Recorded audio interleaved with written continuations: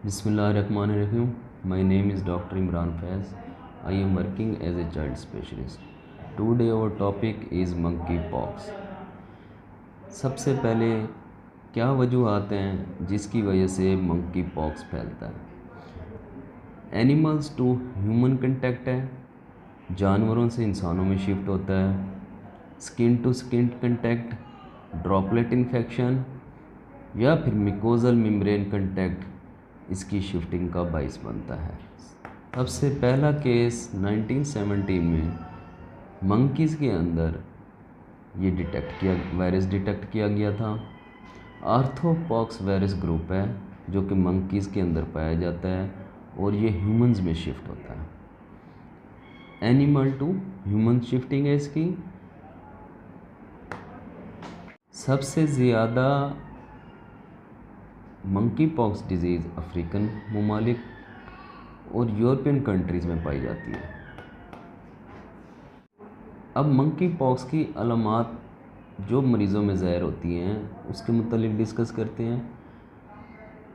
Incubation period of monkey pox is 3 days to 14 days, 3 से 14 दिन का इंक्यूबेशन पीरियड होता है। फर्स्ट 3 to 4 days के अंदर पेशेंट के अंदर हाई ग्रेड फीवर होता है 101, 102।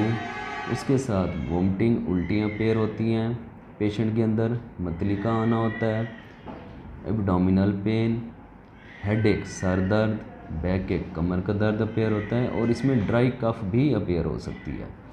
ये फर्स्ट डे से लेके 5 days तक ये अलामात पेशेंट में प्रेजेंट करती हैं। डे से लेके 14 दिन के अंदर पेशेंट्स में रैश अपेयर होना शुरू होते हैं जो कि सबसे पहले चेहरे के ऊपर अपेयरेंस होती है मरीज़ की। मैक्यूल्स बनते हैं, दाने बनना शुरू हो जाते हैं। उसके बाद उनमें पानी भरना शुरू हो जाता है, पेप्यूल्स बनते हैं और फिर ये फटना, पेस्ट्यूल्स बन जाते हैं और फटना शुरू हो जाते हैं। इसके बाद क्योंकि ये इसका वायरस लिम्फ नोड के अंदर रेप्लिकेट करता है। लिम्फ नोड हमारी इम्यूनिटी की गिल्टियाँ होती हैं जो कि हमारे जिस्म में पाई जाती है नॉर्मली, और जब उनमें इन्फेक्शन होता है तो वो इन्फ्लेमेशन हो जाती है जिसको हम लिम्फोएडिनोपैथी कहते हैं। अमूमन गर्दन में या बगल के अंदर या ग्रोइन रीजन के अंदर जाके सोजिश पैदा हो जाती है जिसको हम लिम्फोएडिनोपैथी कहते हैं। अब जो मंकी पॉक्स है इसकी तमाम अलामात बिल्कुल सिमिलर टू स्मॉल पॉक्स होती हैं। अब मंकी पॉक्स को तशखीस किस तरह करते हैं। सबसे पहले हम इसकी सीबीसी कराएंगे, उसके बाद हम ब्लड कल्चर इसका करा सकते हैं, उसके बाद हम वायरल डीएनए पीसीआर हो सकता है इसका, इसके बाद हिस्टोलॉजिकल एग्जामिनेशन हो सकता है। There is no specific treatment for the monkey pox.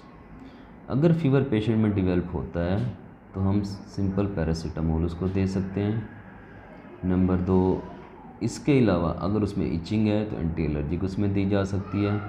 और अपने मुतलका डॉक्टर्स को, अगर किसी पेशेंट में ये तमाम अलामतें ज़ाहिर हो रही हों तो अपने मुतलका डॉक्टर्स को चेक, अपने जो पर्सनल आपके डॉक्टर हैं या मुतलका डॉक्टर हैं उनको आप चेक करवाएं और उस हिसाब से वो आपको मेडिसिन प्रिस्क्राइब कर देंगे।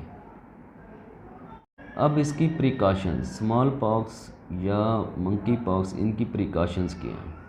सबसे पहले अगर कोई पेशेंट किसी ऐसी जगह पे ट्रैवल कर रहा है जहाँ पे चांस है कि आपको मंकी पॉक्स हो सकता है तो वो स्मॉल पॉक्स की वैक्सीन लगवा सकता है जिसकी प्रिवेंशन या प्रिकॉशन जो होती है, प्रिकॉशन अबाउट 85% है और ये काफ़ी इफ़ेक्टिव है स्मॉल पॉक्स वैक्सीन। इसके अलावा अगर किसी एनिमल्स के साथ, रैट के साथ, मंकी के साथ या गुलहरी स्क्वेल के साथ या डॉग्स के साथ अगर आपका स्किन टू स्किन कोई कंटेक्ट होता है तो उससे अवॉइड करें। हैंड वॉशिंग प्रॉपर करें, स्टेरिलाइजेशन, आप यूज स्टेरिलाइज़र जो होते हैं वो यूज़ कर सकते हैं।